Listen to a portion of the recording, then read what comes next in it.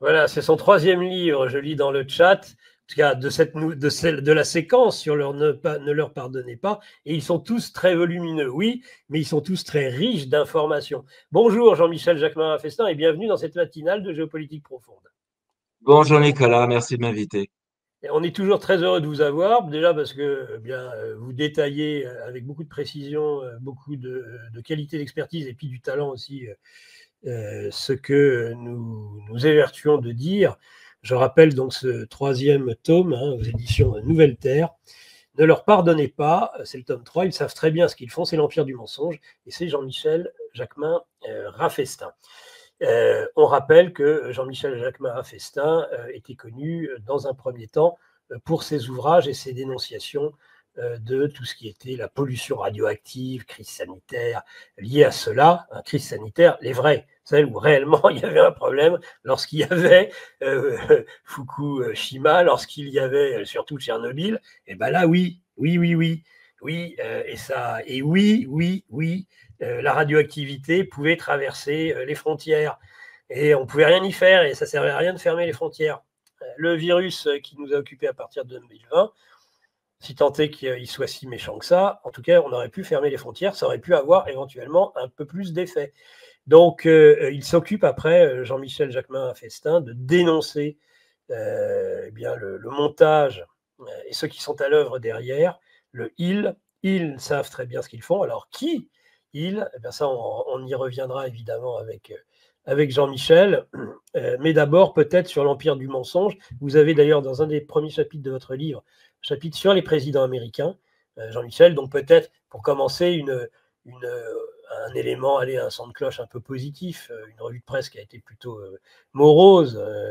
Là, est-ce qu'on peut dire que l'élection de Trump, c'est quand même, on dirait que l'Empire du mensonge en a pris un petit coup sur la caboche, Jean-Michel Jacquemin-Festin.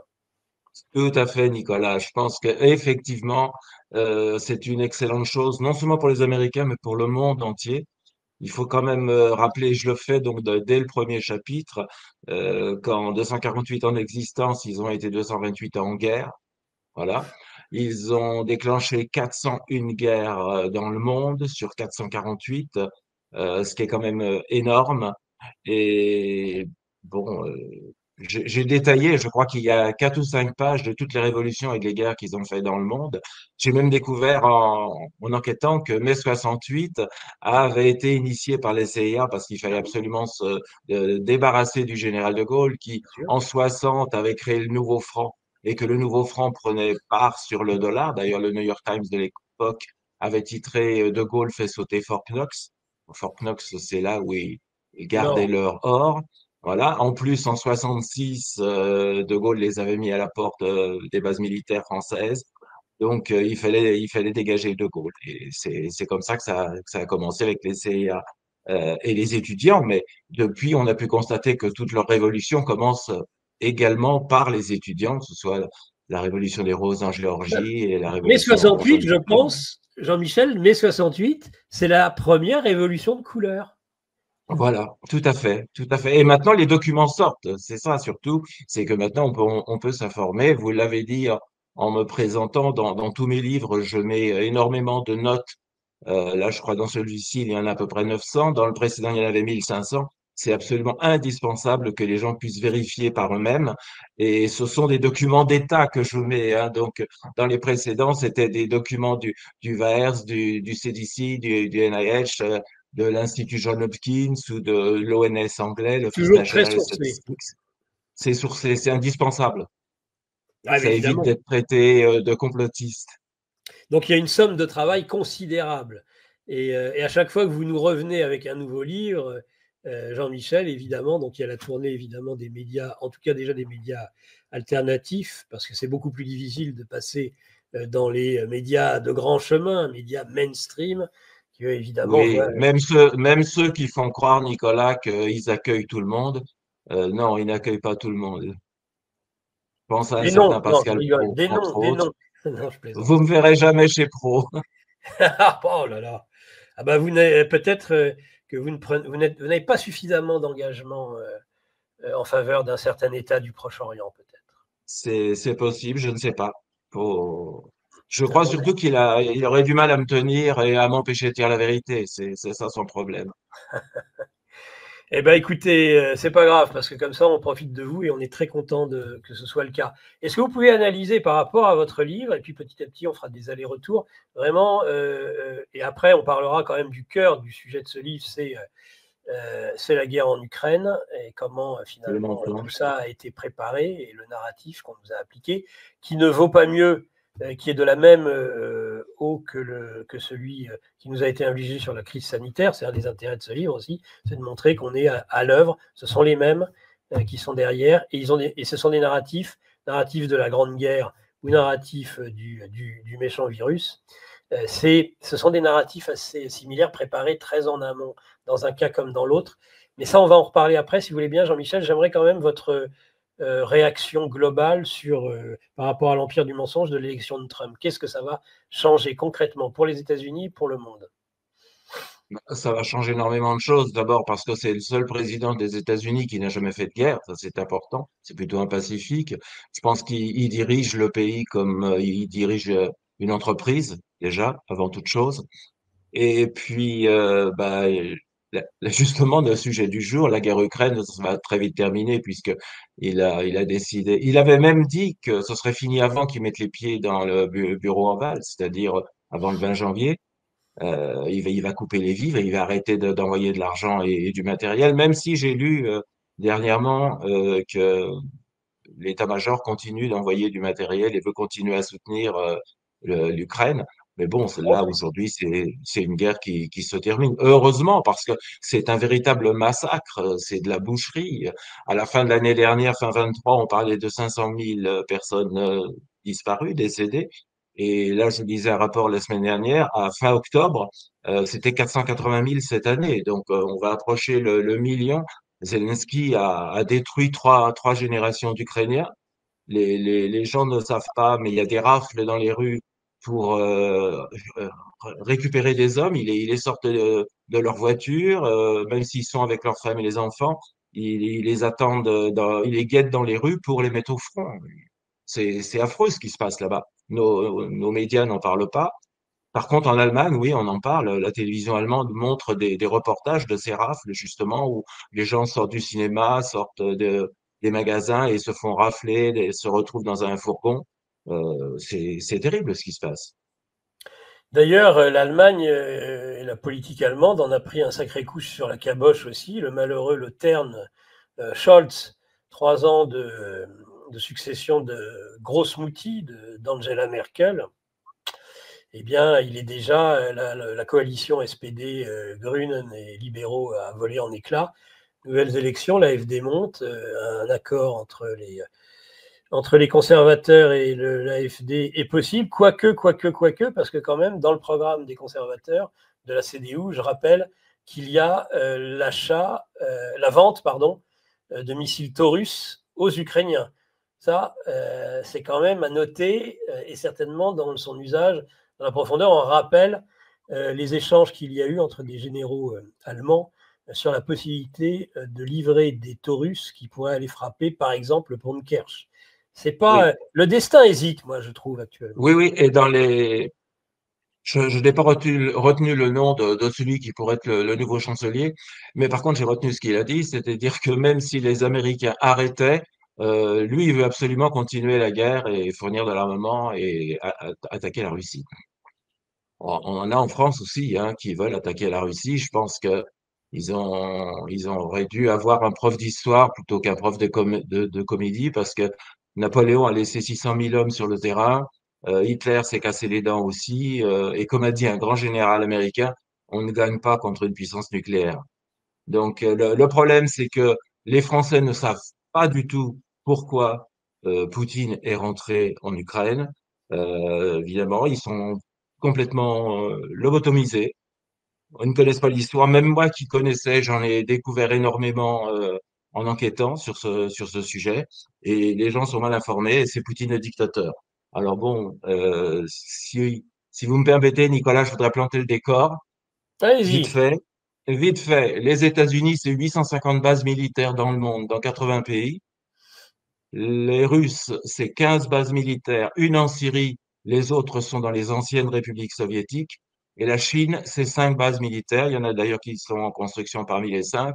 Donc d'un côté, on a 850 et de l'autre côté, on a 15 et 5. Ça, c'est le premier décor que je veux planter. Le second, il est très important parce que les gens ne comprennent pas justement pourquoi Poutine est rentré en Ukraine. Alors, on va faire un petit exemple. Imaginez que Poutine fasse euh, une révolution au Mexique. Il place à la tête du Mexique un Mexicain, bien sûr, mais qui est à sa botte. Il prend une Russe, il la met aux finances. Alors, elle obtient la nationalité mexicaine et le lendemain, elle se retrouve ministre des Finances. 6 mois après, il va recommencer avec une au ministre de la Santé. Il construit 15 bases militaires à la frontière américaine. Il construit une trentaine de biolabs parce qu'il ne peut pas le faire dans son pays. Donc, il le fait au Mexique. Pensez-vous que les Américains vont laisser faire? C'est tout. Là, je remets le décor. C'est ce que les Américains ont fait en Ukraine. Alors, à ça, il faut rajouter quand même que le gouvernement qui a été mis en place après le Maïdan était un gouvernement nazi. D'ailleurs, à l'époque, les journaux français ne se gênaient pas pour titrer ça, c'est l'humanité, et on le trouve encore aujourd'hui sur Internet, et titrait Les Américains aux finances, les nazis à la défense. Voilà.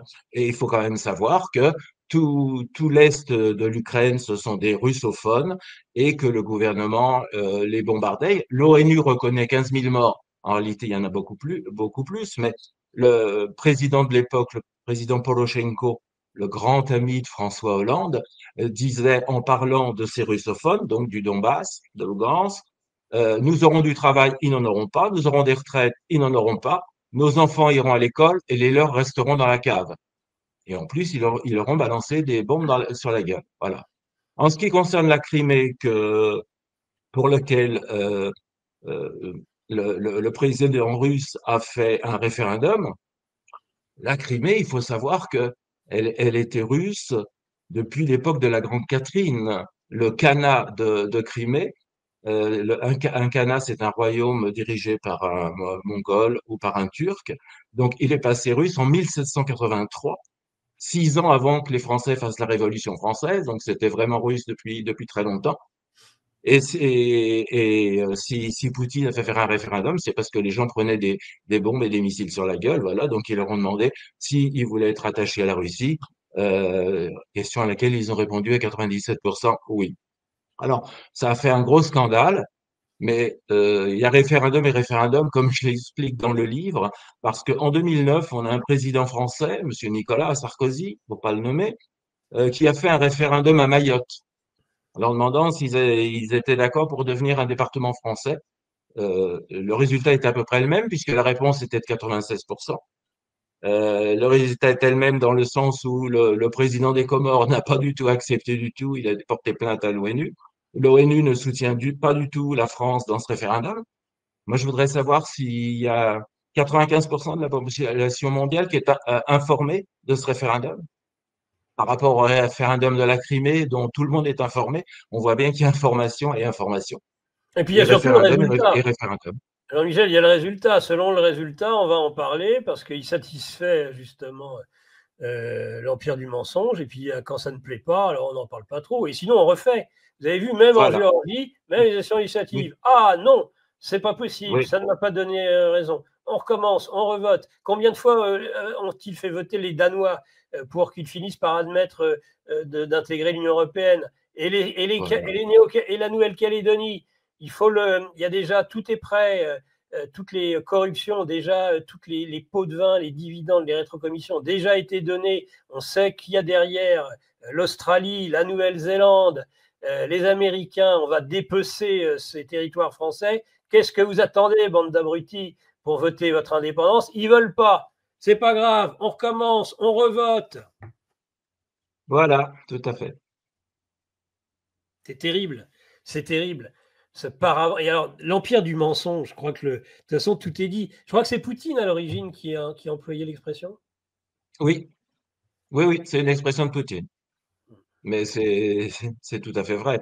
Alors, ce qu'il faut aussi expliquer, ce que j'ai découvert en enquêtant, c'est que cette guerre, elle est préparée scénarisé depuis plus de 30 ans. Alors, déjà en 1954, à l'époque de l'URSS, le FBI avait demandé à une université de Washington de réfléchir comment séparer l'Ukraine de l'URSS.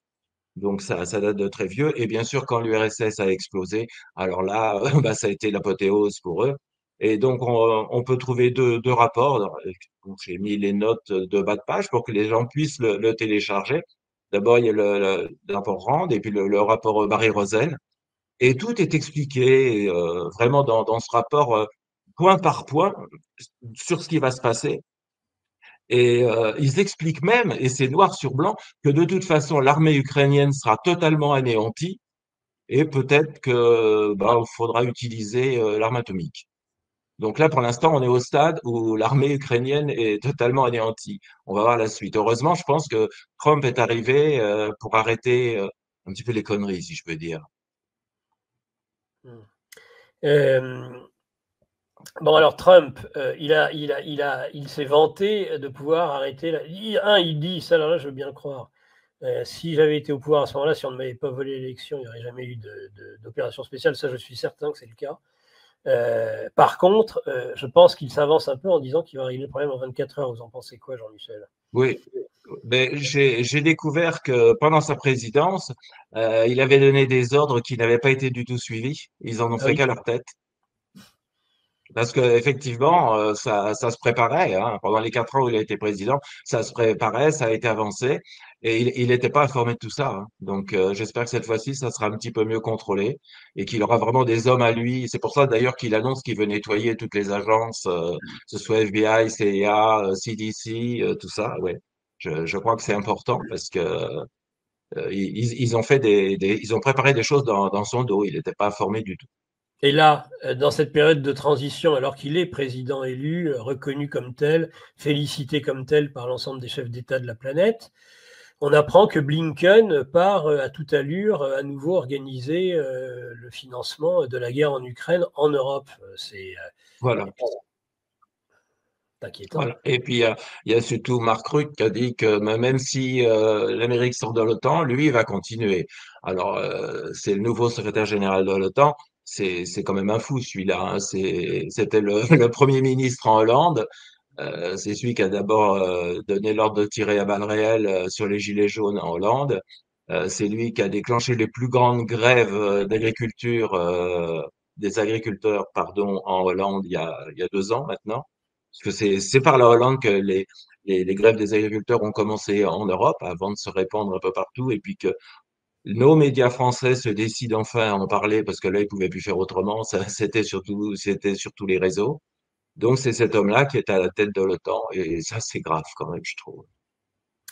Peut-être revenir maintenant sur la guerre, justement, et comment Minsk 1 et 2, c'est de la bêtise, c'est de l'incompétence ou c'est du vice que d'avoir tout C'est, fait c'est, pour que ça ne puisse pas s'appliquer, en tout cas du côté occidental. alors, l'incompétence en un mot, Olivier, Nicolas, hein, en un mot. Euh, non, c'était pas du tout de l'incompétence. Ça a été très bien fait. Il savait encore là, il savait très bien ce qu'il faisait.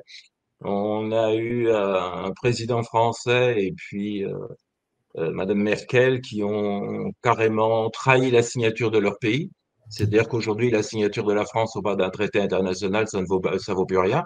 Ça, on peut le reconnaître, puisqu'ils ont admis avoir fait signer ce document pour gagner du temps, pour faire que l'Ukraine puisse gagner du temps et reconstruire son armée, construire tout simplement son armée avec l'aide des Américains et des Britanniques.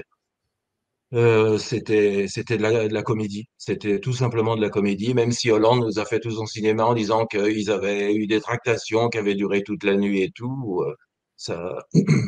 Donc le premier Minsk qui a eu lieu en septembre 2014 était très mal foutu puisqu'il n'y avait aucune date de prévue pour la réalisation des actes.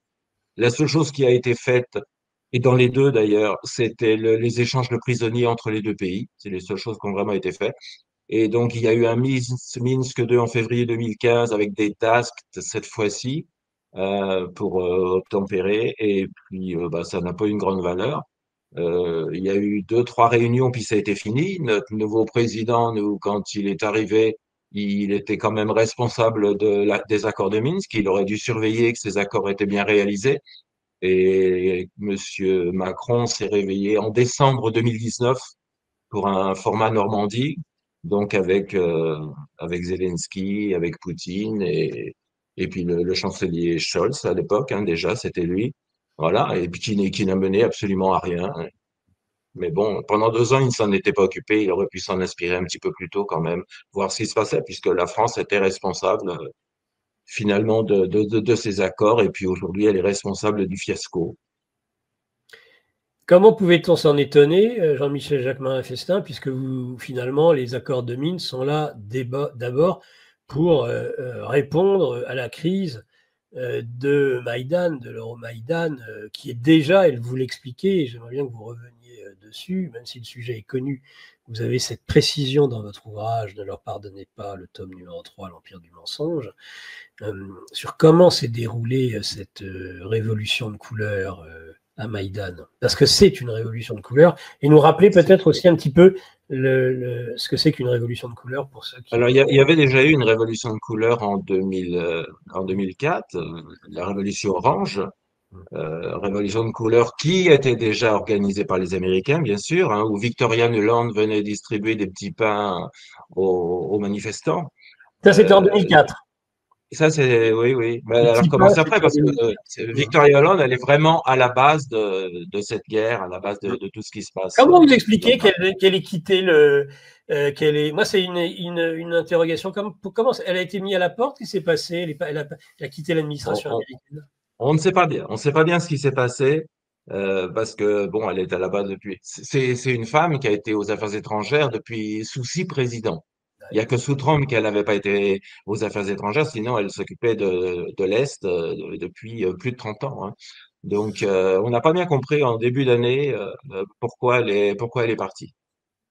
La seule chose qu'on sait, c'est que c'est Hillary Clinton qui l'a replacée dans une université à New York, mais on n'a pas bien compris pourquoi elle partait du jour au lendemain comme ça. Certainement que sa politique envers l'Ukraine devait commencer à poser des problèmes. Je pense que les militaires américains, d'abord beaucoup le disent, ont compris que de toute façon ils n'allaient pas gagner, hein. Ils n'allaient pas gagner contre la Russie.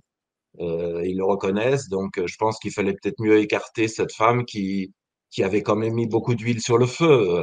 Elle a quand même à son actif son fameux Fuck the UE, qui a été enregistré, qui a été divulgué, et puis on sait quand même que c'est elle qui a fait le gouvernement, le premier gouvernement après les élections de Poroshenko. C'est elle qui a placé le premier ministre, qui choisissait les ministres où il fallait les mettre et tout. Donc c'est totalement aberrant que cette Américaine puisse s'occuper de diriger l'Ukraine. Vous en avez un autre qui est gratiné et qui, lui, est toujours, et il était encore il n'y a pas longtemps, dans l'administration Biden, en néocon, on ne fait pas mieux, c'est Jack Sullivan, hein. Donc, on disait toujours, il y a Nuland et Sullivan sont les deux pires. Et Sullivan, Oui, oui. moi, il m'a fait froid dans le dos il y a 2 mois ou 3 mois. Il a profité c'était sur les, il y a c'était sur les, Biden était parti en France pour les cérémonies du débarquement. Et alors, il avait pris plus ou moins le pupitre où s'adresse où le président à la nation. Il avait commencé à exciter les gens en disant attention, les Russes tentent de bombarder les centrales nucléaires. C'est dire qu'il y en a encore, il y a quelques fous furieux au sein de l'administration américaine qui sont prêts à tout, hein. Les néocons, oui, mais le mari de Victoria Nuland aussi fait partie de Kazan, fait partie de ces néocons fous furieux, comme on peut les appeler. Donc, l'Euromaïdan va permettre finalement cette révolution de palais, révolution de couleur, où comme d'habitude, hein, d'ailleurs c'est extraordinaire, la démocratie, il faut la sauver contre le vote, puisqu'à chaque fois, les révolutions de Voilà. couleur se déclenchent toujours après une élection qui élit normalement un président ou un premier ministre. L'Euromaïdan a commencé avec 1 millier d'étudiants, hein. Il faut quand même rappeler que nous avons un certain Glucksmann en France qui a bien travaillé pour l'Euromaïdan, hein. Quelques années auparavant, il était le conseiller spécial de Mikhail Saakashvili, le président de Géorgie.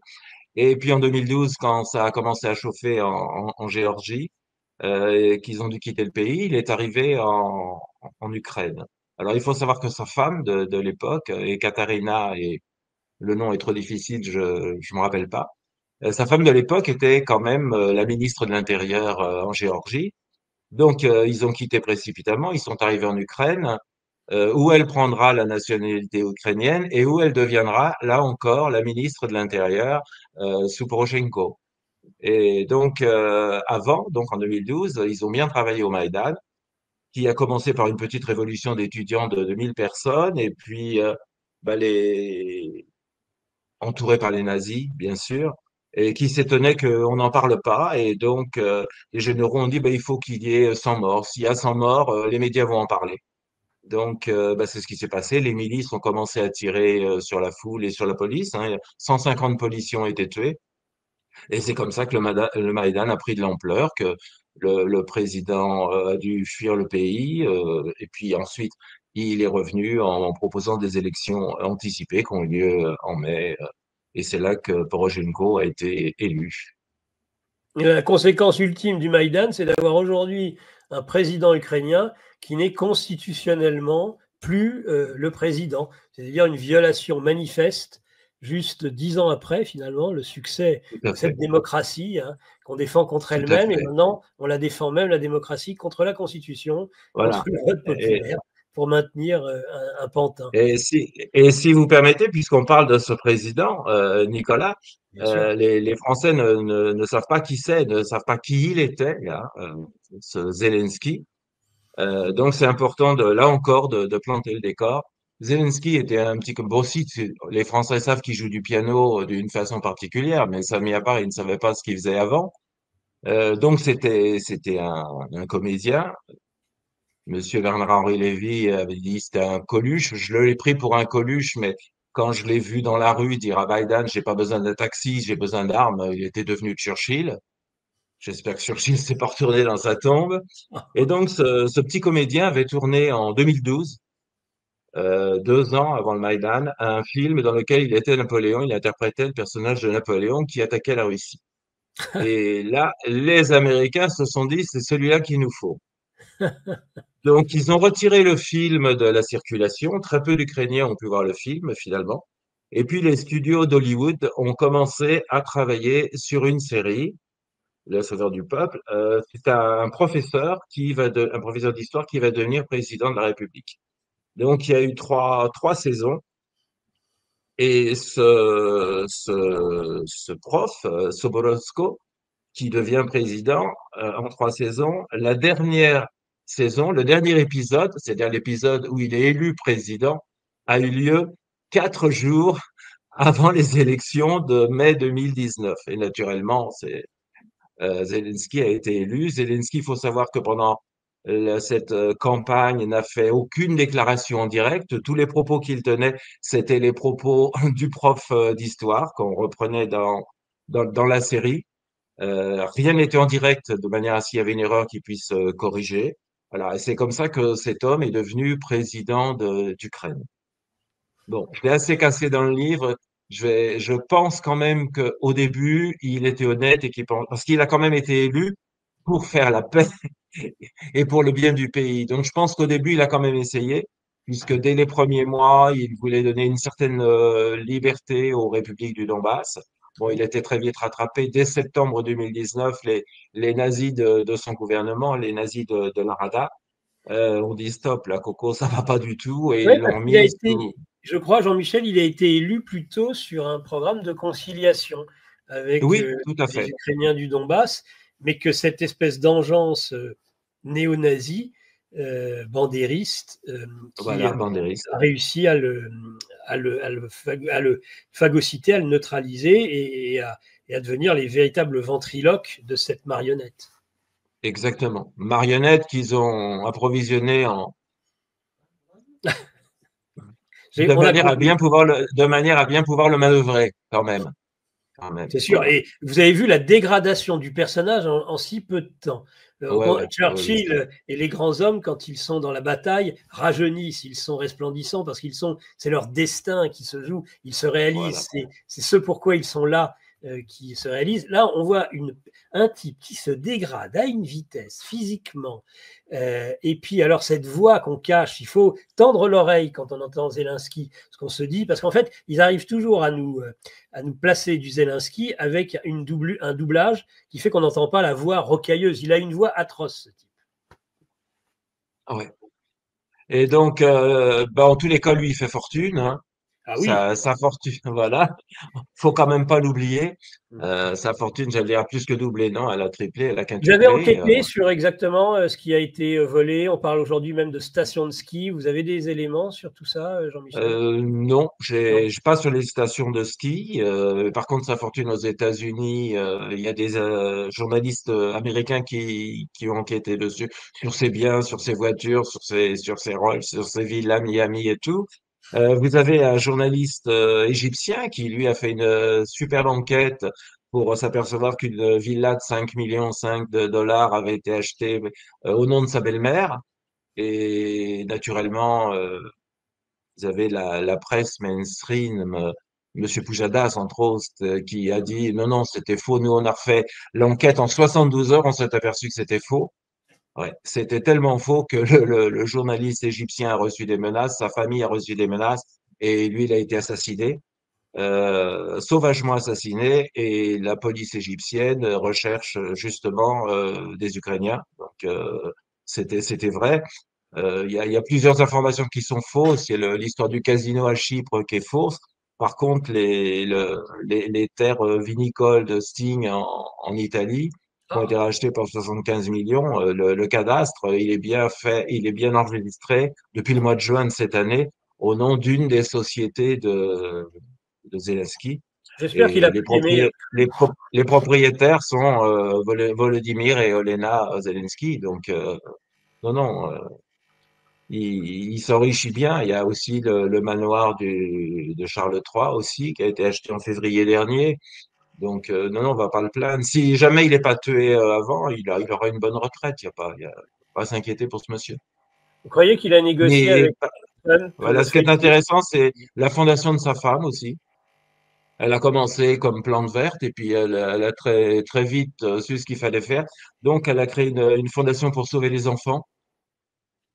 Fondation qui a été parrainée par Hillary Clinton. Alors là, on commence à s'inquiéter un petit peu quand on connaît le personnage, Matt Damon et puis Monsieur Bernard-Henri Lévy quand même. Et puis l'année dernière, eh bien, il y a un journaliste qui a enquêté sur cette fondation et il y a un des chauffeurs de cette fondation qui a fait un témoignage enregistré avec photo en disant qu'il était chargé de livrer des enfants chez des pédophiles en Europe, là, ça en devient France, lourd, en là. Allemagne. Voilà, voilà, voilà. Et j'ai hésité à mettre l'information, mais le FBI le sait. J'ai mis le lien du FBI. Le FBI est informé de ça aussi. Donc, vous voyez que ça risque de chauffer quand même pour le couple Zelensky. Les journalistes français ont tout de suite crié aux orfraies parce qu'il y a des enfants ukrainiens qui partaient en Russie. Oui, mais en Russie, c'est pour les protéger, c'est pas pour les envoyer chez des pédophiles européens. Vous pensez que c'est l'opportunité de ce conflit en Ukraine de trafic d'êtres humains et pas que des enfants, ça peut être aussi Alors, des l'Ukraine, blanches. bien avant la guerre, a été un pays de trafic. Déjà, 10% de la prostitution enfantine venait d'Ukraine, où ils envoient des mômes de 7, 8, 10 ans dans des bordels en Allemagne. Il faut utiliser les mots qu'il faut. Ensuite, bien souvent, ils les tuent pour les organes et ils vendent des organes. C'est actuellement ce que les Ukrainiens font avec leurs soldats. Les soldats qui se font tuer sur le champ de bataille sont tout de suite récupérés, les organes sont vendus entre 5 000 et 25 000 dollars ou euros. C'est ce qui se passe en Ukraine actuellement, c'est réellement affreux. Et ce qui est terrible, c'est que les Français ne soient pas informés de tout ça, quoi. Parce que l'information, elle est là, elle circule. C'est vraiment terrible. On est totalement désinformés. C'est les conséquences les pires qu'il puisse y avoir des guerres, les profiteurs de guerre et le fait qu'on On doit tout utiliser. Jusqu'au dernier Ukrainien, hein, on connaît la Oui, formule. comme ils ont dit. Oui, oui, le ministre des Affaires étrangères a dit d'ailleurs, les Américains nous fournissent les armes et nous fournissons les hommes, textuellement. Et je vais être extrêmement cynique, mais c'est pour faire réagir jusqu'au dernier Ukrainien, mais tout est bon dans l'Ukrainien, si je comprends bien. Voilà, tout à Jusqu'aux fait. organes, jusqu'aux gamins, quelle horreur. Et au début de la guerre, jusqu'à 28 ans, s'ils étaient étudiants, ils n'étaient pas appelés. Et puis ils ont baissé, ils ont baissé. Et là, actuellement, même des mômes de 16 ans dans la rue, ils les ramassent pour les envoyer au front, quoi. La seule chose que qu'ont ces pauvres personnes, c'est de se rendre aux Russes pour être sauvés. Sinon, ils terminent en chair à canon. C'est vraiment de la boucherie actuellement ce qui se passe. C'est malheureux parce que on a quand même des journalistes, des reporters qui expliquaient ce qui se passait depuis des années. Je pense Anne-Laure Bonnel, entre autres. Et vraiment, ils ont eu trop de problèmes. Le fait de dire la vérité, d'informer, ces journalistes ont été vraiment vilipendés. Et je fais un petit coucou à Anne-Laure, passage. Et c'est vraiment dommage qu'en France, on ne puisse pas informer correctement la population de ce qui se passe. Moi, je serais journaliste, j'aurais vraiment honte. De toute façon, les mainstream, ce ne sont pas des journalistes. Pour moi, ce sont des influenceurs ou des influenceuses. Quand, Parce que quand on en voit certaines que j'appelle des hyènes, qui attaquaient le porte-parole de l'ambassade de Russie, Alexander Magokonov, comment elle lui parlait, comment elle l'agressait, mais c'est pas du journalisme, ça, franchement. Et lui restait stoïque, d'un calme, il leur répondait tellement bien que ça les a dérangés, donc il a été expulsé. Il faut quand même les Français sachent, parce que j'ai des lecteurs qui me disent, mais on ne voit plus Alexander Magokonov. Ben non, figurez-vous qu'il y a des OQTF qui sont beaucoup plus rapides que d'autres en France, surtout si vous tuez personne. Donc là, vous êtes dans les 48 heures, on vous intime l'ordre de quitter le pays. Voilà. Donc, je crains des OQTF aussi très efficaces et très rapides avec l'ensemble des Ukrainiens pour les envoyer sur le front. Ils ont d'ailleurs oui, monté en Pologne une agence de recrutement et fièrement, ils absolument. nous annoncent, paraît-il, 700 ou 7000. De toute façon, les deux chiffres sont bidonnés, que ce soit 700 ou 7000. Je ne vois pas trop qui, à moins d'être totalement fou et sorti d'un hôpital psychiatrique, ira se jeter dans un hachoir à viande. Il faut vraiment être fou. Donc, nous faire croire, alors déjà, ils ne sont pas nombreux. Ça, c'est aussi à destination des opinions publiques occidentales, hein. Oui, oui. C'est-à-dire, on va continuer à payer, bah, regardez comme ils sont courageux, ils s'engagent, alors qu'on sait que la moitié a quand même filé, et on ne va pas leur reprocher, hein. Ils ont Bien filé, sûr, la non. moitié des Ukrainiens sont partis du pays, enfin ceux qui C'est étaient en compréhensible, c'est compréhensible. Il y en a beaucoup des jeunes qui ont essayé de fuir en traversant la frontière par le fleuve et qui meurent noyés aussi. comme un vulgaire migrant qui veut traverser la Manche, voyez-vous. Voilà, tout à fait. Voilà, Ouais, tout à voilà, fait, tout voilà, à fait, tout à fait. voilà le système. On parlait tout à l'heure du chancelier allemand et qu'il allait certainement être remplacé aux prochaines élections. Il faut quand même rappeler que ce chancelier était à Washington à côté du président Biden lorsque ce dernier a dit en janvier 2022, si les Russes franchissent la frontière, il y aura plus de Nord Stream. Hein. Parce que on a quand même des journaux qui, dès le lendemain de la mort de Navalny, titraient que c'était Poutine qui avait assassiné Navalny. On y reviendra Voulez-vous tout que à ce l'heure soit? parce que j'y tiens. Mais le même journal qui, depuis 18 mois, ne savait toujours, c'est Libération, ne savait toujours pas qui a fait sauter Nord Stream. Parlez-nous de Alors que, Nord Stream.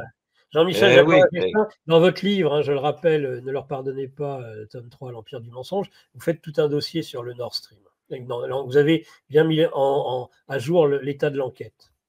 oui, c'est très important parce que ça fait longtemps qu'ils voulaient faire sauter Nord Stream. Je veux dire, même Condoleezza Rice, quand elle était secrétaire d'État, avait dit que il faudrait détruire ce gazoduc puisque la Russie tenait 80% de son économie sur le gaz et sur le pétrole. Donc, si on voulait faire tomber l'économie de la Russie, fallait détruire.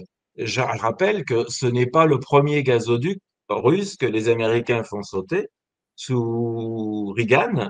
avec les informations obtenues par le président Mitterrand, ils avaient déjà fait sauter dans les années 80 un gazoduc. Donc c'était vraiment leur cheval de bataille, de détruire l'exportation de gaz russe. Et puis bon, bah, Victoria Nuland aussi l'avait annoncé. Enfin, je veux dire, ils ont été plusieurs à l'annoncer. C'était vraiment quelque chose qu'il fallait faire. Et Même le comme à sénile chaque fois, vous Biden, demandez à qui avant profite de le crime, à qui profite le crime, ça a permis aux Américains de vendre leur gaz de schiste, alors qu'en France, les bobos écolos refusaient, et là maintenant ils ont rien dit, et on paye un gaz de schiste américain trois à quatre fois plus cher que le gaz russe. qui est Bon, dans les fractions de la croûte terrestre, est beaucoup plus polluante. Hein, elle bien touche les sûr. nappes Bon, phréatiques, elle rend l'eau dégueulasse. voilà. Bon, je rassure, on achète toujours du gaz russe. On achète toujours du gaz russe, mais aux Indiens. Les Russes le vendent aux Indiens, et puis les Indiens le transforment, et puis voilà, et c'est revendu chez nous. Donc c'est Voilà, vraiment nous, les Européens et les Français, les dindons de la farce. Parce que si on regarde l'économie russe aujourd'hui, elle se porte nettement mieux que celle de la France. Donc non, mais là, je c'est reviens sur l'effondrement. Nord. C'est Oui, je l'effondrement, reviens tandis que notre oui, oui, France et Allemagne. je reviens sur Nord Stream avec l'enquête qui avait été faite et qui est parue en décembre 22 ou janvier 20, ou janvier 23. Et à l'époque, par ce grand journaliste américain qui est quand même qui a eu le prix Pulitzer en 1970, qui a des antennes un peu partout, surtout dans les gouvernements, donc qui a expliqué comment avait eu lieu Zemmour, euh, Herf. oui, comment avait eu lieu ce- ce- ce- cet acte de terrorisme. Voilà. Ça, tout avait été étudié et préparé dans la plus grande piscine qui existe dans le sud en Amérique centrale, en tous les cas, avec les meilleurs plongeurs au monde. Et ensuite, avec les meilleurs plongeurs européens, c'est-à-dire les Norvégiens qui sont plongeurs de génération en génération. Voilà. Donc, il explique tout ça dans son enquête et il explique qu'ils ont profité des exercices de l'OTAN en juin 22, le Balcro 22. Et alors ça, c'est tout à fait extraordinaire parce que moi, j'ai trouvé des documents sur Internet, donc tout à chacun peut aller vérifier. Donc, ils expliquent à quoi servaient ces exercices, déposer des bombes dans le fond, et puis une autre équipe soit allait les faire sauter, soit allait les récupérer. Donc, bien sûr, le faire en vrai passait totalement inaperçu, puisque c'est quand même une région de la Baltique qui est très surveillée. Voilà. Donc, ça, c'est les premières explications. Et ensuite, donc, ils se sont aperçus quand même que s'ils faisaient sauter 3, 4 jours après les exercices, ce serait pas très discret. Donc, ils ont un peu modifié de manière à pouvoir faire exploser plusieurs mois plus tard. Ça, c'est l'enquête de ces Moersch. Mais il y a eu d'autres choses qui se sont passées.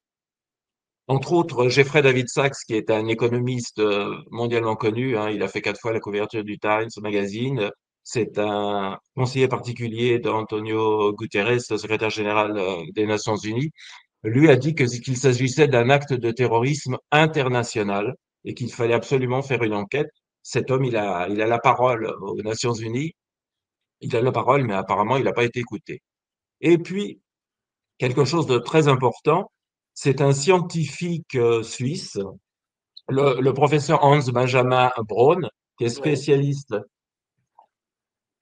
excusez-moi, qui est un Prenez spécialiste le temps de de boire, renommée mondiale en n'allez pas boire physique de travers. statistique, en physique quantique, etc. Oui. Et qui, lui, a étudié cette explosion de Nord Stream. Oui. Il s'est aperçu qu'il y a eu des secousses sismiques qui ont été enregistrées à 1500 km, que la Pologne a eu un nuage radioactif le lendemain, Ah que la bon? Suisse a reçu un nuage radioactif 3 jours plus tard. Ah bon? Il a comparé ce qui s'était passé avec les données de la Corée du Nord et il s'est aperçu que c'était plutôt une mini-bombe nucléaire qui aurait fait exploser. D'ailleurs, l'eau a augmenté de 5 degrés durant plusieurs mois sur 100 kilomètres autour. Et pour lui, c'est une mini-bombe nucléaire. Il a donné, bon, c'est son boulot, c'est son job, il connaît ça à fond. Donc, il a donné toutes les explications. Il a envoyé ses rapports À l'ONU, bien sûr, comme il est suisse, il a envoyé à l'ambassade de Russie, à l'ambassade des États-Unis en Suisse, aucune réaction. Donc, il a été encore plus loin, il l'a envoyé à la Cour internationale et personne n'a bougé. Même les Russes n'ont pas bougé. Mais, Pour une bonne simple raison, c'est que ce serait quand même un problème de reconnaître que les Américains ont déjà utilisé une bombe atomique, parce qu'ils expliquaient que c'était pas 250 tonnes de TNT qui pouvaient faire sauter le gazoduc. Ils donnent toutes les caractéristiques du gazoduc, le diamètre de l'acier, l'épaisseur de l'acier, l'épaisseur du béton autour. Enfin bon, même avec 250 tonnes de TNT, comme on l'avait expliqué, c'était pas possible de les faire sauter comme ça. Et surtout, l'augmentation de 5 degrés de la Baltique pendant plusieurs mois. Donc, toutes ces conclusions, pour lui, c'est une mini-bombe nucléaire. Il y a tous les détails dans le livre. Les gens peuvent oui, tirer les rapports. Il y a les notes de bas de page. Donc, les gens peuvent vérifier par eux-mêmes. Et enfin, c'est une hypothèse. Il y en a d'autres, c'est une hypothèse. mais il C'est une hypothèse dont il faut pas trop parler parce que c'est le squelette dans le placard. ben, c'est l'intérêt justement de ce livre de Jean-Michel, c'est de lister en véritable journaliste, rapporteur d'investigation, c'est-à-dire de ne pas, parce que en termes d'opinion ou d'idéologie, il faut favoriser telle ou telle hypothèse, mais tout simplement mettre sur la table l'ensemble des hypothèses pour Voilà. nous donner à chacun d'entre nous la possibilité de nous forger notre opinion. Alors, il faut quand même savoir que la France fait partie des pays qui ont refusé de signer une demande d'enquête internationale. Il y a évidemment la Russie avait demandé une enquête internationale, la Chine a signé aussi, mais l'Allemagne, la Grande-Bretagne, la France et les États-Unis ont naturellement refusé. C'est d'ailleurs très curieux puisque par contre la France a demandé une enquête sur la mort de Navalny. Alors ça, Navalny, ça me plaît beaucoup, c'est tout à fait extraordinaire. Alors qui était Navalny? Oui, Un opposant à Poutine. Il était en prison depuis plusieurs mois, depuis 2 ans. C'était le prisonnier le plus surveillé de Russie. Il changeait de prison tous les mois. Il faisait 2% dans l'opposition. Le mieux qu'il a sur le eu, plan national. c'est Sur quand il le s'est plan local, présenté. il faisait 10-15%. Enfin, en tout cas, c'était pas le grand opposant qu'on nous a Non, dépeint. le mieux qu'il ait fait, c'est 20% quand il s'est présenté à la mairie de Moscou. Et pour ce faire, il a eu besoin des voix du parti de Poutine. Voilà. C'était un agent américain, hein, il faut le reconnaître. C'était un raciste, c'était un xénophobe. Et pour lui, les homosexuels étaient des PD qu'il fallait enfermer, ce qui laisse doublement sourire quand on a entendu certains membres du gouvernement de l'époque le pleurer. Les musulmans étaient des mouches ou des cafards qu'il fallait écraser. Alors évidemment, dans un pays comme la Russie, où il y avait 12 millions de musulmans, il était là pour activer la mésentente dans les peuples. Voilà.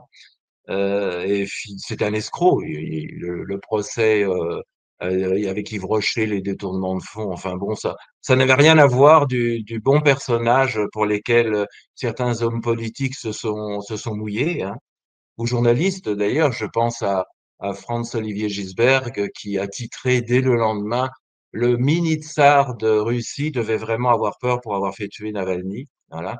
Mais on a d'autres hommes et femmes politiques français qui se sont largement étalés sur Navalny. Ah bah tiens, si vous me laissez une minute, c'est triste de ces gens-là qui veulent diriger la France, hein. Alors, on a Mélenchon qui a lancé un honneur à la mémoire de Navalny, à la résistance des démocrates russes. Glucksmann, voilà, c'était le courage fait homme. Bellamy qui a osé citer Solzhenitsyn en comparant la mort de Navalny au sacrifice d'un être bon démuni. On a Zemmour, alors là, c'est vraiment désolant de Zemmour, qui est quand même un homme qui connaît bien l'histoire, à mon avis, affirme que Navalny entre la tête haute dans l'histoire pour être tombé sur le champ de bataille de la liberté. Le jeune Bardella qui s'incline devant le défenseur des droits humains et des libertés fondamentales. Mais je l'ai vu il y a quelque temps s'incliner devant Zelensky, donc voilà. Et Marine Le Pen qui pleure le militant politique engagé dans la défense de la démocratie. Cet homme, c'était tout, sauf ce que tous ces politiques disent. Je rappelle qu'Amnesty International lui avait enlevé son titre de prisonnier politique suite à toutes ses déclarations sur les musulmans, sur les homosexuels, enfin, sur sur tout ce qu'il avait fait. Donc, c'était vraiment des gros mensonges. Mais apparemment, pour les politiques français, il fallait s'agenouiller devant la dépouille de Navalny. Alors, moi, j'explique dans le livre comment il est mort, Navalny. C'est très simple. Sa mère et son avocat ont dit, mais on l'a vu il y a 15 jours, il était en pleine forme. Ben oui, il était en pleine forme, comme des jeunes de 17-18 ans aujourd'hui sont en pleine forme. Leur mère, elle les voit partir en pleine forme au foot. Et puis malheureusement, il meurt en jouant au football sur le terrain. Voilà. Navalny rentrait d'une balade, peut-être qu'il a fait un petit peu de footing, et il a fait un arrêt cardiaque. Qui a Et, tué, et alors, le qui mieux, a le mieux, le tué, mieux, le mieux, Nicolas, c'est que ce sont les est-ce que vous Ukrainiens qui l'ont m'entendez? reconnu. Ce Vous sont les m'entendez? Ukrainiens qui ont reconnu qu'il avait fait un AVC avec l'autopsie a montré un caillot. Voilà. Et Est-ce que vous les m'entendez, caillots, Jean-Michel? oui, D'accord, non, parce qu'on ne m'entendait plus. Donc, en fait, je pouvais toujours vous parler, vous ne risquiez pas d'entendre. là c'est bon. Mais qui a tué Navalny? Vous êtes sûr que c'est un accident? Oui, bien sûr. Mais c'est Pourquoi? pas moi, c'est les Ukrainiens qui l'ont dit. Et récemment, ils l'ont dit lors d'une réunion à l'Élysée. C'est dans le livre d'ailleurs. Ils ont même fait un tweet. J'ai mis le tweet en ukrainien et la traduction en français. Oui, oui, tout simplement, il a fait un arrêt cardiaque avec un caillot de sang. Mais il y a des Comme gens beaucoup qui de sports, pouvaient, il y a comme des gens beaucoup de qui sports. pouvaient avoir intérêt à le tuer, pas seulement et surtout pas Poutine. Est-ce qu'il n'y Bah, avait pas bien de sûr, l'autre côté des gens qui avaient intérêt? mais bien Sa sûr. femme n'est-elle pas allée le rencontrer 2 jours avant? Voilà, c'est à qui profite le crime, Ah comme à oui, chaque fois. oui. Poutine, 8 jours avant, venait de faire une interview avec Tucker Carlson, qui avait été vue par 1 milliard de personnes. Il était à 80% de prévision. Il a été élu à 87 d'ailleurs. Donc vraiment, c'était pas son intérêt de faire tuer Navalny. D'abord, Navalny, il était oublié, personne parlait plus de Navalny. Il était en prison et il intéressait plus personne, quoi. Donc, c'est aucun intérêt de faire tuer cet C'est sûr. individu. Mais bon, je pense que en France, les médias sont complètement contre Poutine. Donc, tout ce qui peut être raconté, même si c'est faux, c'est bon, c'est valable, ils le prennent, quoi. Voilà. Et comment vous expliquez, Jean-Michel, que la presse française, que les médias français soient encore plus larbins que les autres médias occidentaux? Nous sommes probablement les pires. Je pense que même Kim Jong-il est rouge de honte quand il voit ses journalistes sur la Corée du Nord et doit demander à ces journalistes d'aller faire des stages Ah, dans les grandes rédactions françaises. C'est pas possible. Il doit dire, mais comment, regardez-moi ça, s'ils sont pas bons. C'est fou, parce qu'en Angleterre, en Allemagne, aux États-Unis, Grande-Bretagne, aux il y a un peu de États-Unis, presse libre, le New York Times a balancé des rapports, et nous, euh, rien. entre autres les rapports de 93, les accords qu'il y avait eu avec Boris Yeltsin à l'époque, le Times les a fait paraître. Et d'autres rapports. Moi, j'ai eu énormément d'informations par les médias américains. Donc, bah, écoutez, peut-être qu'il faudrait supprimer les subventions aux journaux français. Euh, Vous avez 90% qui appartiennent à 9 milliardaires et que l'on ait un gouvernement de gauche, de droite, de centre, les milliardaires sont toujours les copains du pouvoir.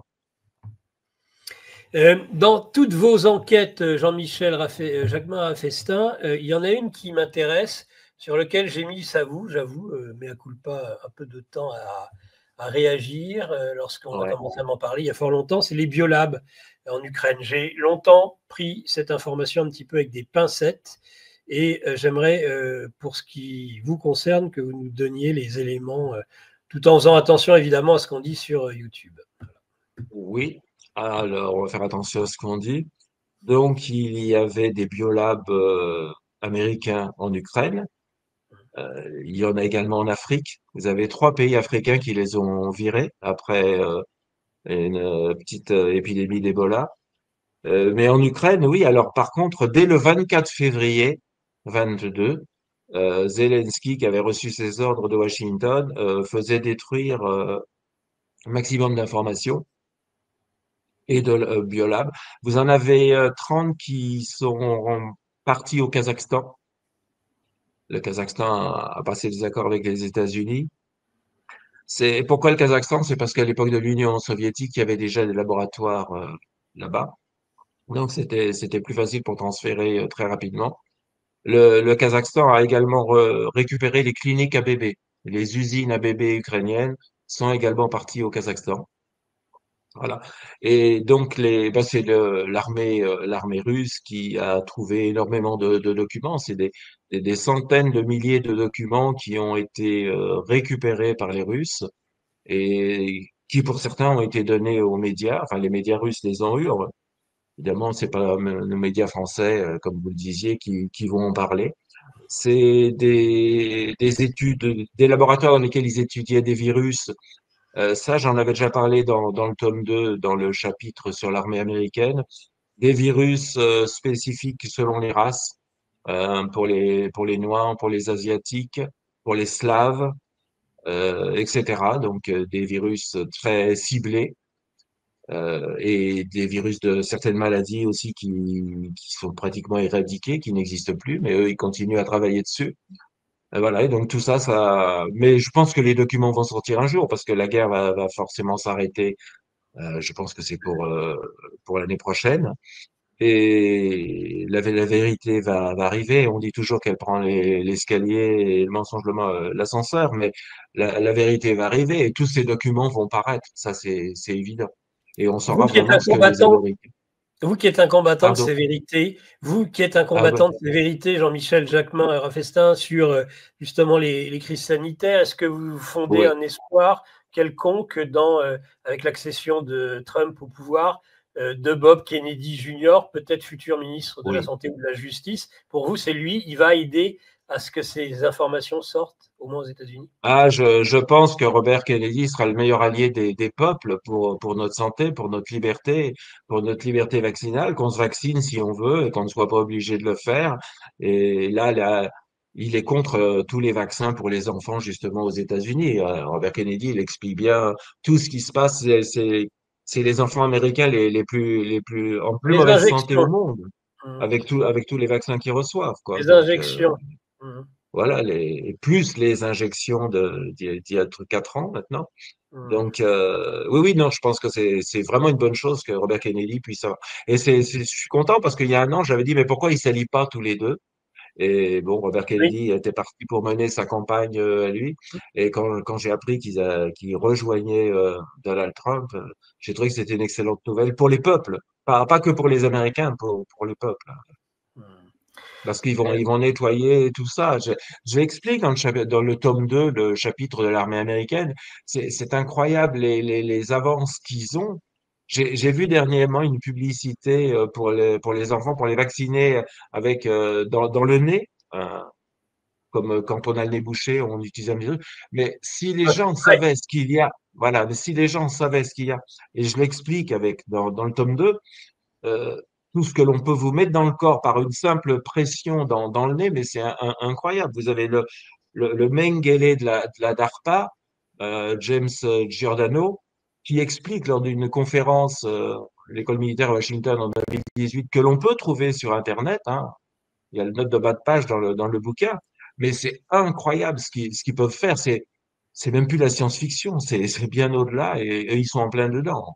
Il faut Mhm. savoir que l'armée américaine, elle a 30 ans d'avance sur ce que l'on peut nous indiquer, sur ce que l'on peut nous informer. Il se passe Mhm. des choses, ils sont capables de faire des choses incroyables. Alors, pour revenir sur un terrain moins glissant, j'en suis désolé, parfois on me le reproche, mais qu'est-ce que vous voulez? Je suis comptable de la vie de cette chaîne YouTube.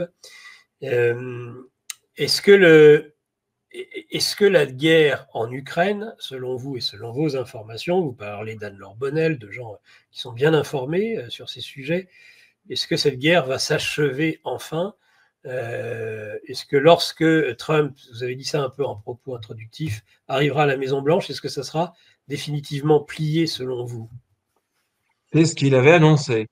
C'est ce qu'il avait annoncé, mais quand il a annoncé ça, il y a quelques mois, on n'avait pas Mark Rutte comme secrétaire général de l'OTAN. J'ai lu hier ou avant-hier que Mark Rutte, maintenant, même si les Américains sortent de l'OTAN, moi je les fous à la porte de l'OTAN et j'attaque la Russie. Donc, comment voulez-vous prédire ce qui va se passer avec un fou pareil? C'est On est dans la Et période vous de avez, feu de danger, là. vous avez aussi celui qui est promu pour être le prochain chancelier allemand qui dit la même chose.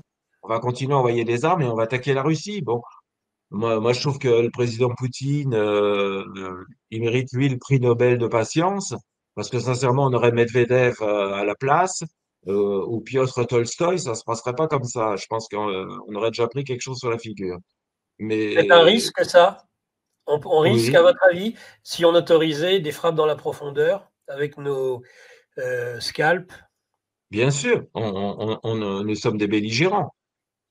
Il faut savoir que les Français sont sur place depuis très longtemps. Mais je l'explique dans le livre, il y a des soldats français qui sont décédés là-bas. Les épouses françaises, on leur fait signer un document dans lequel elles ne doivent pas en parler, sinon elles ne touchent pas la pension. De toute façon, c'est une évidence dans le sens où les armements que l'on envoie, parce que je me suis renseigné auprès de militaires français, le canon César, si on livre là-bas, c'est pas les Ukrainiens qui vont le faire fonctionner. Hein, il y a le nombre de personnes qu'il faut pour utiliser cet engin. Non, c'est des Français qui y vont, au moins pour apprendre aux Ukrainiens. Et puis bon, Piotr Tolstoï a bien dit que le général Gergovin était décédé sur le champ de bataille en Ukraine. Je pense on l'a envoyé là-bas parce qu'il s'était aperçu, il avait découvert ce qui s'était passé à Notre-Dame. C'est lui qui était en charge du chantier de Notre-Dame. Qu'est-ce qui s'est Et passé à certainement, Notre-Dame, Jean-Michel Jacquemin Festin, alors qu'on va réouvrir moi, je vous aime pour toutes ces informations que vous donnez, et je sais que vous avez des informations sur beaucoup de choses. Alors, et justement, alors c'est toujours la thèse officielle, c'est pareil, c'est le mégot. Et on est quand même à quelques jours de la réouverture. Les travaux auront duré oui, longtemps, plusieurs années, et on n'a toujours aucune explication. Alors, c'est ce que vous disiez. Vous disiez, on a tout. Navalny, l'explication. 24 heures, c'est Poutine. Navalny, 24 heures, c'est Poutine. Nord Stream, on ne saura jamais. Et alors, Voilà, Notre-Dame. ouais. Ben, et Notre-Dame, il suffit de s'en tenir aux propos des pompiers. C'est suffisant. Qu'est-ce qu'ils ont Eux, dit, les... ils sont habitués au feu, c'est leur vie, donc ils en ont vu des dizaines, des centaines. Et ils ont tous dit que c'était pas un feu normal, que la couleur des flammes n'était pas les couleurs d'un feu. Et puis bon, bah, si on se renseigne un peu, on sait que quelques mois plus tôt, les poutres avaient été enduites d'un produit pour les préserver. Voilà, bon, en réalité, c'était un produit inflammable et c'est ce qui a facilité parce que des poutres vieilles de centaines d'années comme ça, c'est pas du bois, c'est du béton. C'est Donc ça dur pouvait comme, pas. comme du silex. Voilà. Donc ça C'est pouvait pas brûlé, hein, flamber comme ça. Et encore moins avec un mégot. Bon, si même avec un court-circuit électrique, ça marche pas, ben, quoi. c'est pour ça qu'ils Donc ils peuvent pas, ils ont pas d'explication. C'est pour ça qu'ils peuvent pas voilà. donner d'explication sérieuse, Et puis puisqu'ils si ne vite, le diront jamais. voilà. Et puis partir si vite, ça a détruit en quelques heures, quoi. Donc c'est voilà. Donc ça c'était encore quelque chose préparé d'avance à ne pas leur pardonner. Je suis Mais désolé, mais pourquoi? ne Pourquoi? leur pardonnez pas. Alors, ça, certains ne leur pardonnaient pas. On reviendra d'ailleurs, in fine, j'aurai une question finale sur ce sujet, sur vous et sur cette formule. Euh, mais à votre avis, pourquoi? Quel est l'intérêt de brûler une cathédrale? Parce que c'est ça, l'argument de ceux qui disent vous n'êtes que des complotistes, c'est ben, mais expliquez-nous pourquoi. Pourquoi on s'amuserait à faire brûler une cathédrale? Mon avis à moi personnel. Bah, c'est parce qu'on tombe dans le sataniste. Vous allez peut-être comprendre quand ils vont rouvrir et que vous allez voir les nouvelles photos de la Évitez. cathédrale transformée en temple maçonnique. Peut-être, je sais pas. Mhm. On Non, mais va c'est attendre une le 5 décembre. explication. Oui, le 7 et 8. Ouais. On va attendre. Mhm. Pourquoi ils ne remettent pas les vitraux originaux? Mhm. Mhm. Certains. Voilà. Mhm. Nous verrons ça le 5 ou le 6 décembre. Le 7 et le 8. Le 7 et le 8, mais 5 et Jean-Michel. 8? Ouais, 7 et Non. 8, et Non. le 7, discours de Macron dans l'après-midi, la soirée. Et 8, l'archevêque de Paris, le monseigneur Ulrich, qui va frapper à la porte pour qu'on lui ouvre et Ouais, que et l'archevêché et qui, le peuple de Paris entrent dans et Notre-Dame. l'archevêque qui n'était pas d'accord pour les nouveaux vitraux d'ailleurs. Non, mais enfin, il n'est pas d'accord au début, mais il finit par être d'accord sur tout, lui, hein. Ah oui, pourquoi? Voilà. Pourquoi? C'est comme ce bon général, voilà, le bon général Georgelin dont vous avez parlé Voilà. précédemment. Voilà. Voilà, voilà. Et on nous a dit qu'il était mort, décédé sur les pentes des Pyrénées, je crois. Et Piotr Tolstoï, lui, a certifié que non, non, il était mort sur le terrain en Ukraine. Alors Et moi, information. c'était effectivement une bonne façon de s'en débarrasser, de l'envoyer sur le terrain en Ukraine pour l'empêcher de parler de ce qu'il avait découvert euh, sur l'incendie. Alors pour être le plus divers dans l'information, moi je vous donnerai une information contradictoire. Moi, ce que vous dites est ce que j'ai toujours cru depuis le début, mais j'ai quand même, alors c'est troublant, vraiment un colonel qui est de nos idées. Non, un général, pardon, un général, et pas les moindres, par rapport à notre famille politique, qui lui me dit que non, non, non, non, non, il est, il est mort, qu'il le connaissait très bien, qu'il était très casse-cou, et que autant en effet, normalement, on ne part pas en randonnée seul, mais que là, lui, bon, sans dire voilà, c'est ça, mais il émet un doute parce qu'il dit que c'était quelqu'un qui agissait, qui agissait comme ça, qui était prêt à ce genre d'aventure. Mais bon, c'est pour te donner un élément complémentaire. Je pense néanmoins que vous avez raison, hein, Jean-Michel, mais enfin, il faut essayer d'être le plus honnête possible dans l'information. Oui. Euh, alors, bah, écoutez, le temps file, plus d'une heure Le déjà temps file. On n'a pas d'entretien. parlé des sanctions. On n'a pas parlé des sanctions, Nicolas. Allez-y, oui, parce que ça, c'est un des enjeux de la fin de la guerre, évidemment. Mais voilà, on devait quand même mettre l'économie russe à genoux Oui. si on écoute notre Bruno Le Maire. Et aujourd'hui, c'est nous qui sommes à genoux et encore, on serait même plutôt couché par terre. Et la Russie s'en sort très très bien. La Russie s'en sort vraiment d'une façon. Parce que si les accords de Minsk ont été pour que l'Ukraine prépare son armée et le temps de s'armer, faut pas croire que les Russes en ont pas profité eux aussi de ce laps de temps. Ils avaient eu les sanctions euh, de 2014 avec la Crimée, donc ils se préparaient à des nouvelles sanctions. Donc eux aussi s'étaient préparés et ils en sont très très bien sortis. Enfin, ceux qui s'en sortent moins bien, bah, ce sont les Européens. Déjà, il faut savoir qu'il y a seulement 50% des entreprises européennes qui ont quitté la Russie. Les Français, bah, bien sûr. Alors nous, Renault. Renault, ça leur coûte 3 milliards quand même, hein. Toutes les usines Renault ont été laissées sur place pour un rouble. Alors, ils pourront, dans les 6 ans, ils pourront reprendre. Seulement, le problème, c'est que bah, maintenant, ce sont les Chinois qui ont les usines Renault en Russie. Beaucoup d'autres grandes sociétés françaises ont dû quitter. Et c'est curieux d'ailleurs, par exemple, que les actionnaires de Total, qui a perdu 1 milliard, ne bougent pas. Voilà. Donc c'est notre économie qui souffre en dehors des problèmes de gaz. Il y a aussi le fait des avoirs russes en Europe, que la hyène qui dirige l'Union européenne veut absolument prendre. Allez, il y a 300 milliards d'euros qui sont bloqués. Euh, Sur les bons conseils 70%, des Américains. Sur les bons conseils des 70 Américains, eux n'ont pas Oui, d'avoir. 70%, ouais, 70% sont détenus par l'Europe, hein. Les Américains en ont très peu, Voilà. comme d'habitude quand ils veulent Pousse au faire crime. quelque chose. C'est nous qui allons payer. Et le problème, c'est que les actifs sont chez Euroclear, qui est une banque, un fonds d'investissement, banque belge, voilà. Mais que la Russie pourrait très bien, si ça a eu lieu, parce qu'on parle des intérêts de 5 milliards des intérêts pour acheter des armes pour l'Ukraine. Mais elle veut les 300 milliards. Elle veut bloquer les 300 milliards. Et si jamais ils arrivent à faire ça, la Russie peut très bien faire bloquer les avoirs d'Euroclear à Dubaï, à Hong Kong.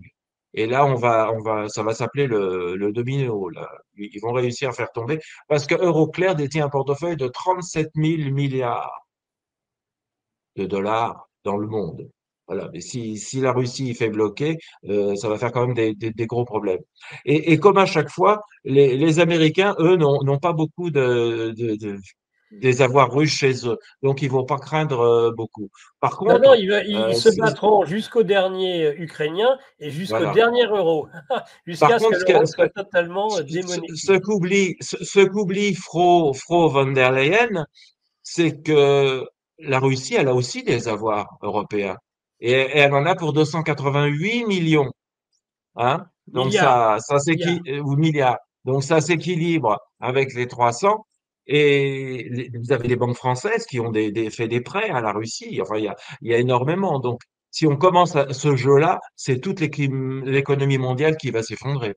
Oui. Faut quand même en être conscient. Donc, on comprend pas bien le jeu des Européens, là, du Mais Parlement parce qu'on n'a plus européen, de l'argent. von der Leyen. Mais parce que si on veut remplacer les Américains avec cette élection de Trump pour financer la guerre, puisqu'on sait bien, ces guerres ne Oui, durent que du fait de l'argent magique. bien sûr.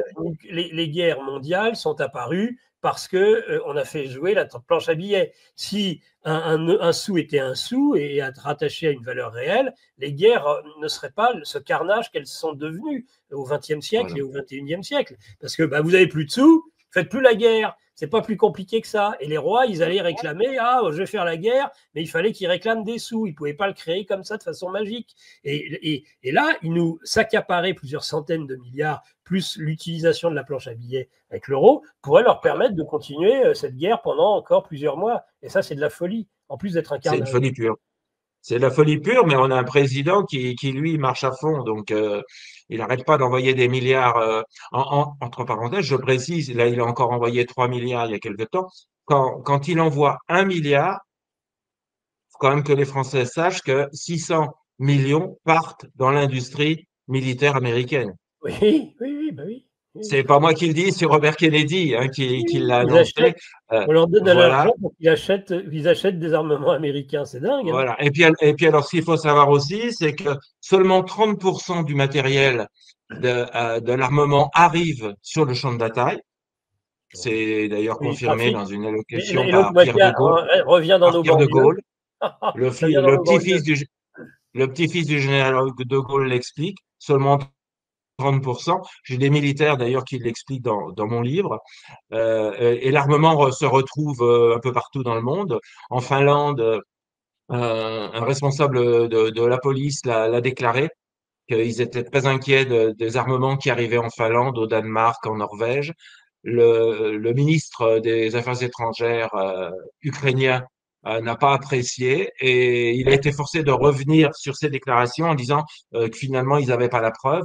Mais le problème, c'est que ces armements, ils se retrouvent partout dans le monde. Euh, en Afrique, on le retrouve au Zaïre, au Bénin, partout. On le retrouve en Amérique du Sud également.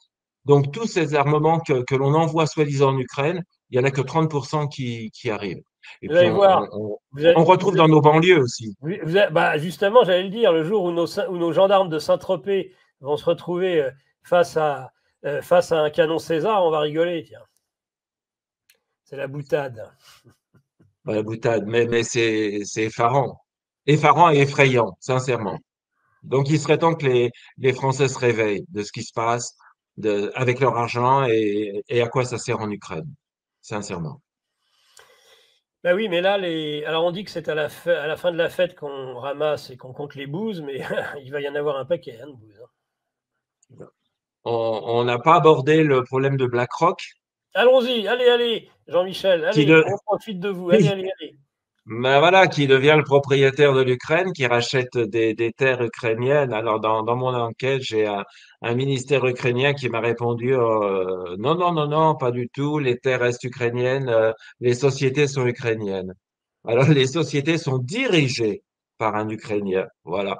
Et puis, si vous remontez dans les documents, vous apercevez que ces sociétés sont domiciliées au Liechtenstein, au Luxembourg ou à Chypre.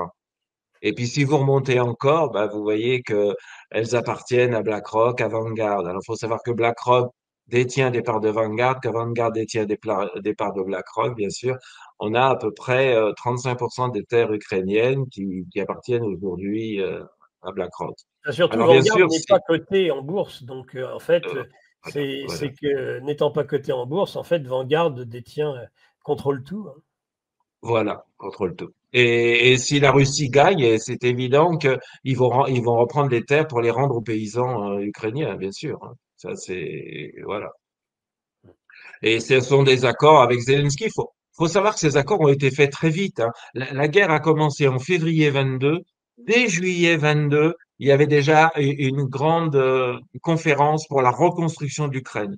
C'est dans le livre. Vous pourrez voir avec les notes de bas de page, vous pouvez y aller, vous allez voir tout ce qui a été préparé. Tous les rapaces étaient déjà là pour se mettre de l'argent dans les poches, hein. Et la reconstruction de l'Ukraine, bah, en gros, c'est prévu pour 700 milliards de dollars. Voilà, c'est le coût qui est prévu. Alors, bon, on comprend mieux que certaines sociétés de médias français soient pro-ukrainiens parce qu'ils aimeraient bien récupérer un petit morceau. Là, je pense à LCI, qui est quand même la chaîne, enfin pour moi, c'est la chaîne inculte, mais c'est quand même la chaîne pro-ukrainienne. Bon, c'est LCI, c'est TF1. TF1, c'est Bouygues. Voilà, donc Bouygues, bah, s'ils pouvaient récupérer un petit peu un petit marché de la reconstruction. Il n'en aura pas beaucoup. BlackRock va pas leur en donner beaucoup, mais bon, peut-être un petit peu quand même, quoi. C'est ça. Voilà comment Des notre miettes. information est truquée et comment On est un on petit chien. oublie de nous informer de la vérité. Et petit chien ramasse, mange les petites miettes. Voilà. Jean-Michel Jacquemin a fait ça pour conclure cet entretien sur une portée plus générale. La question que je vais vous poser, ne leur pardonnez pas. C'est un mot qui revient dans vos ouvrages. C'est un, deux, parce que ils savent très bien ce qu'ils font.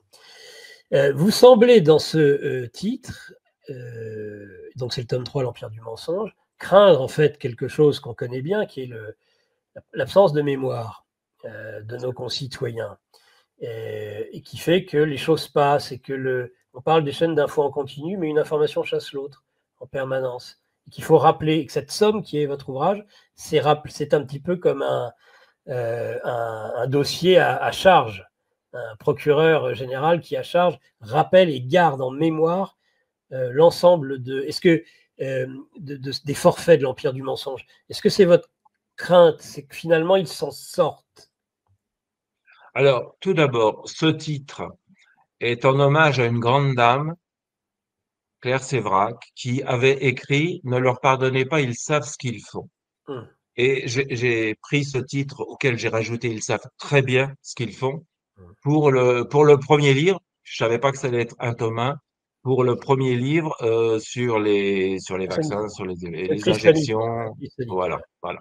Donc c'était ce titre pour un livre. Et puis il s'est avéré que eh bien j'avais mon circuit d'information, je continuais à recevoir des informations et qu'il y a eu un tome 2 qui lui aussi est en hommage à Claire et qui est aussi en hommage à une grande amie que j'ai eue qui s'appelle Sylvie Simon, qui s'appelait Sylvie Simon, qui a écrit énormément de livres pour nous informer des risques Mhm.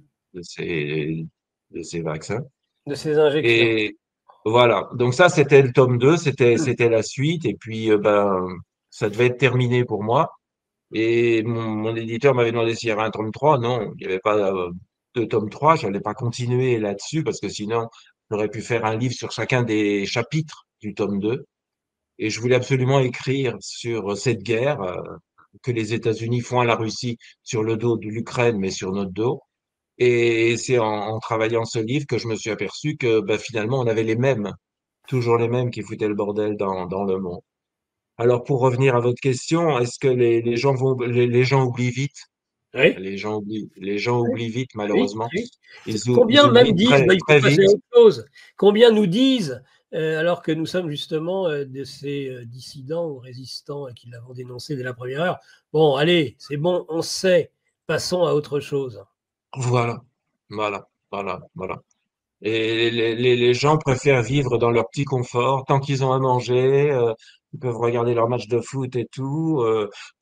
Enfin, je pense quand même qu'aujourd'hui, c'est en train de se réveiller parce qu'il y a, moi, tous les jours, avec mon circuit d'information, je reçois des photos, des articles de province de jeunes de 17, 18 ans qui meurent, soit au sport, soit dans la nuit.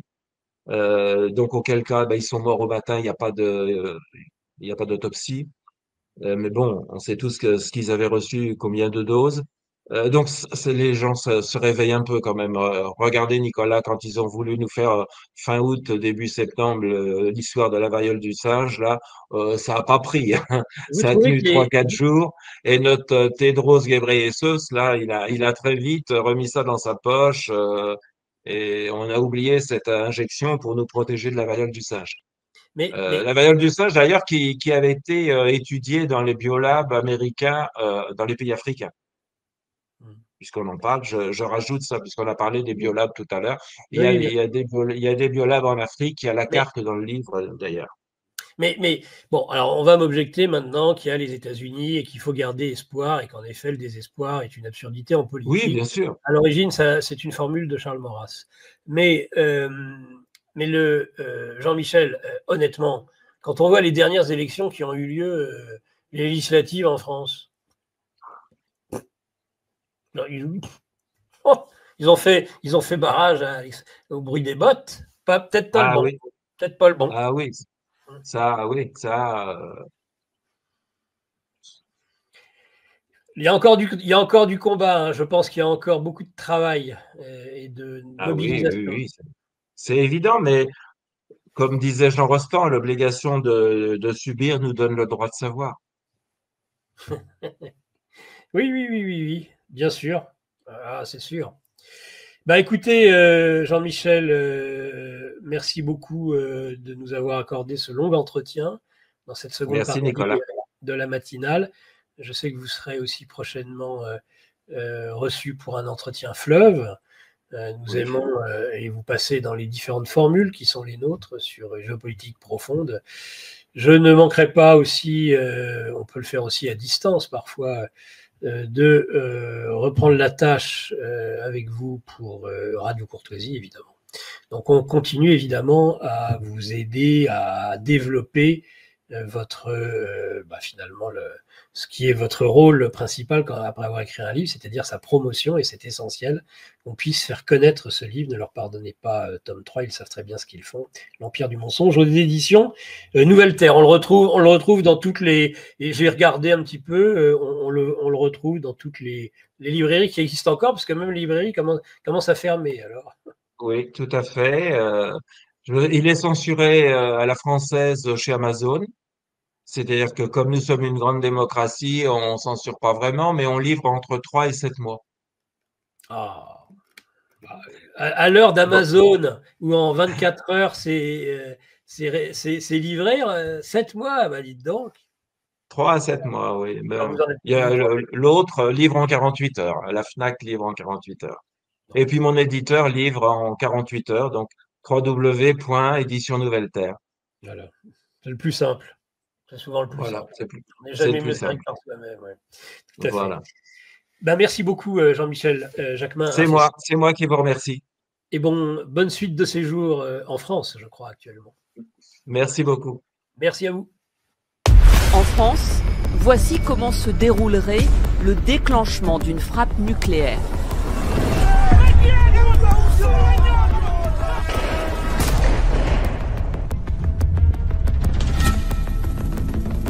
Des scènes de violence contre commissariats, mais aussi des écoles, des mairies. Qui gouverne le monde, hein. Beaucoup de gens pensent, à tort, que ce sont les hommes politiques.